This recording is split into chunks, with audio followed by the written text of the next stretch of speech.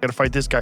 Oh, you got injured in camp. You lose to that guy too. Now you're set back when you could have been a champion. Yeah. You know, there's a lot of like weirdness going on with possibilities and, you know, just luck, bad luck, and good luck. Bad luck and good luck. Timing, I think, is a big thing. How is something like this allowed to happen? How is Jake Paul allowed to fight Gervonta Davis? It's completely unfair. It is completely I can't say the word that I want to say because I don't want to get canceled. And then going out there and taking on a guy that is maybe 92 pounds heavier, that is at least 65 pounds heavier than you.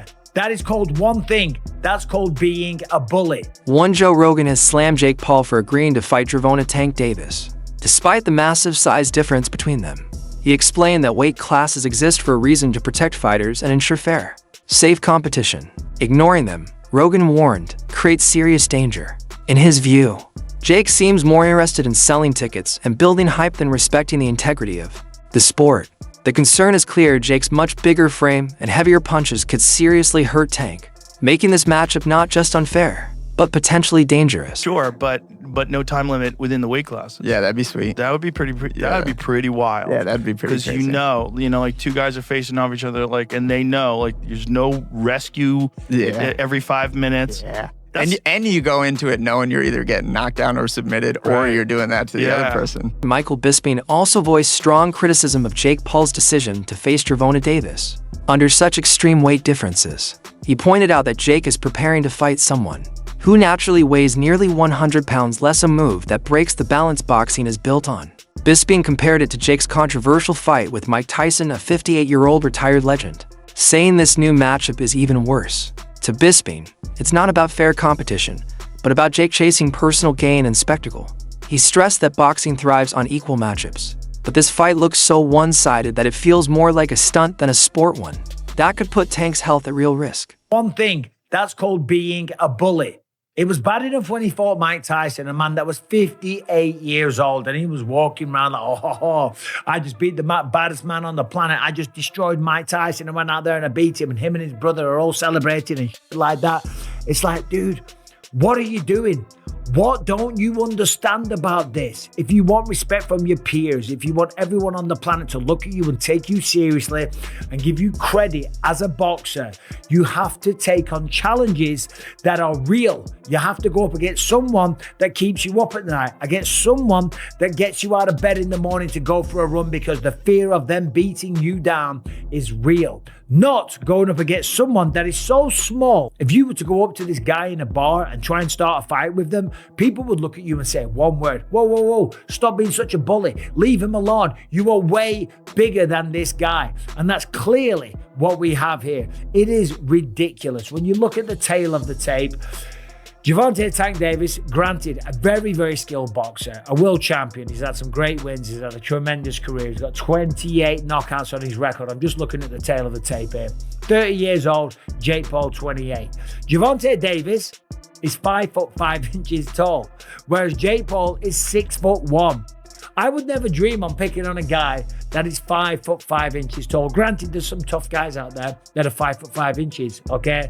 They're smaller guys, but for 5'5", they'll pack a good punch. Typically, they're mixed martial artists or boxers, Teddy, Atlas reacted to the face-off between Jake Paul and Gervonta Davis by highlighting just how shocking the size difference really is. He joked that Tank is so much smaller that he'd need a ladder just to reach Jake's chin. While Atlas admitted that differences in style and skill are part of boxing, he insisted that this physical gap crosses a dangerous line. Tank, he said, is simply too undersized to compete safely, making the fight feel mismatched before. Things, right? They should also have like the size of the ring, the size of the glove, all that stuff. Particulars should be in the contract, but I would probably look for one thing that is not the common thing to have in a contract if I'm Tank. A ladder. A ladder. Can I get a ladder? Somebody? You know what I mean? Hey, look, if he hits him on the chin the way he can punch, Jake might be doing a dance. You know what I mean? Not voluntarily either. But we'll get into that more later. The thing that I'm talking about right here is what you said. It was stark. the size difference was really, you couldn't ignore it. We understand the talent difference, the experience difference. We understand all of that.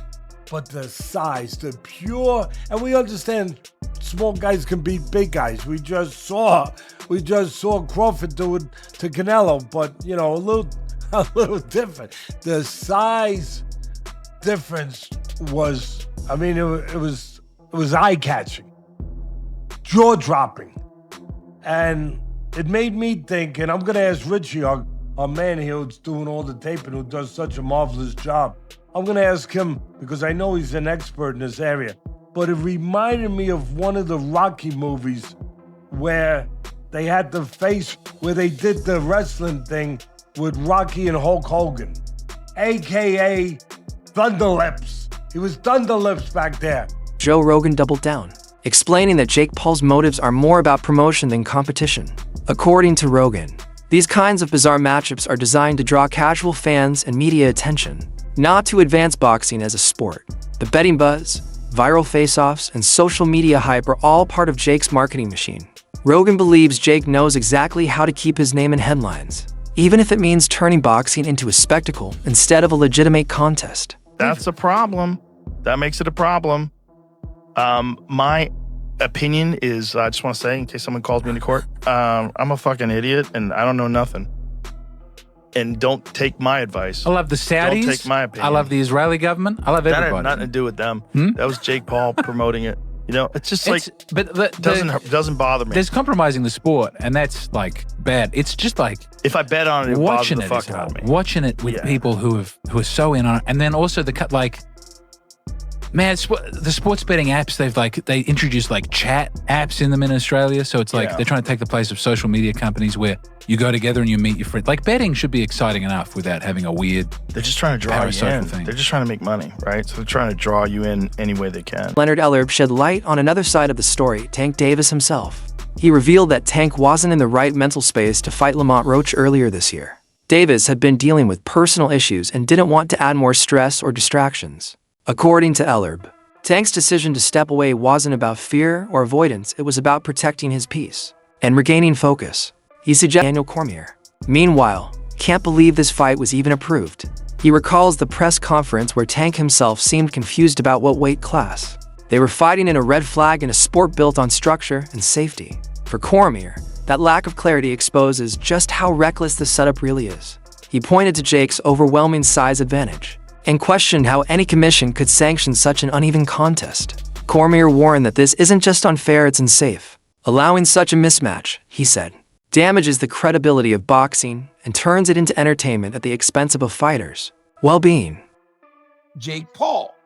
Yesterday they had their first press conference. One of the most recognizable things is Jake Paul is huge compared to Gervonta Davis. And two, Gervonta Davis don't even know what weight they fighting, D. Maximum weight of 195 pounds for this exhibition. It was 190. The fight will be contested over 10 3-minute rounds. I said it was 190. The fight is 195 pounds, Tank, as you know. DC, I watched this. And we have our priorities way misplaced when we're talking about boxing. Like everybody's complaining about this Ali act and all. Like, how is something like this allowed to happen? How is Jake Paul allowed to fight Gervonta Davis? It's completely unfair. It is completely just. I can't say the word that I want to say because I don't want to get canceled. But this fight should not be happening. And the press conference was embarrassing. Gervonta Davis should not have a mic in front of him. It was absolutely embarrassing watching this thing.